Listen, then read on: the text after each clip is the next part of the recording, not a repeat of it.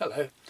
I haven't done one of these for some while, but I'm just going to try and put together a few video blog things. I think they call them vlogs, to chart my progress on Venna's planet. I'm working on book 3 at the moment. We're now in at the end of January, and I'm kind of hoping to have something ready for publication by September. As the last one, the last two came out in September of 2018 and 2019. I'm only up to page 15 right now, and I'm hoping for 70 pages.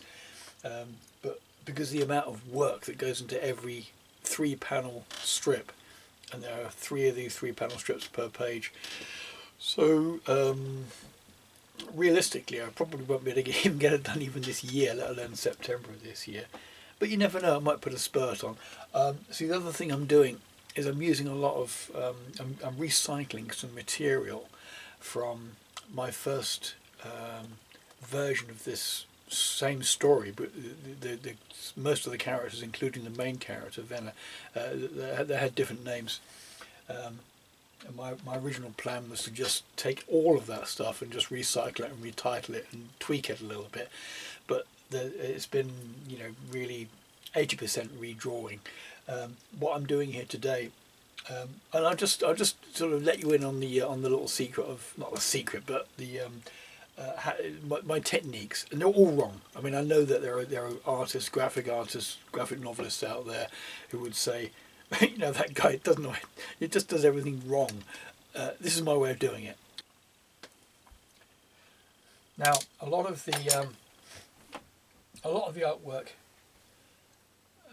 is drawn directly using a graphics tablet onto the screen, and I've got a sort of a backwards way of doing things maybe, but when I write the story, I just compose it as word balloons on a blank screen. So I put the captions up, the dialogue up here, and then I will pretty much draw bubbles around everything and point it more or less where I want it to be. So I should be drawing characters in here, and we end up with the last one, the one I've just a second finished, which is, so that really started off as a bunch of word balloons, and then I built the images around it. And Venna doesn't appear in any of these pictures here, but there's tons of detail in it's all kind of fine and twiddly, and some people like things more dynamic than that, and some of the panels are more dynamic than that. But this panel is quite dialogue heavy, so I like camera angle changes, if you like, so that you've got things to look at, and there are interesting sort of backgrounds. I think the one previous to this one was a much more action-packed shot. In fact, it almost excluded dialogue, but I ended up having some dialogue in there. You can see there's lots of action and blurry things, but and there's an aircraft kind of thing crashing through a forest here, and somebody goes flying out the front of the aircraft. So yeah, there's all that sort of stuff happening. The one after that, when I'm sort of just going ahead a bit further, these 2 panels here, or most of them, these are quite nicely done, and I did them, crumbs, 28 years ago. So these 2 characters are carried over from the previous version of the strip, and these are done in with brush on paper,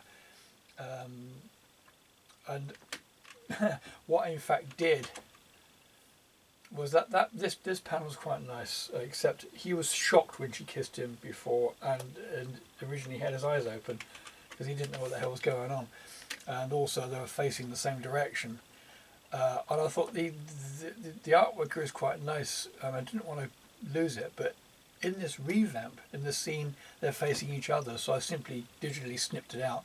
So I'll build the rest of them around this. I'll just draw it in digitally, or I may print this out and then overpaint it with ink on paper to try to keep it consistent. So I've done 42 of these strips so far.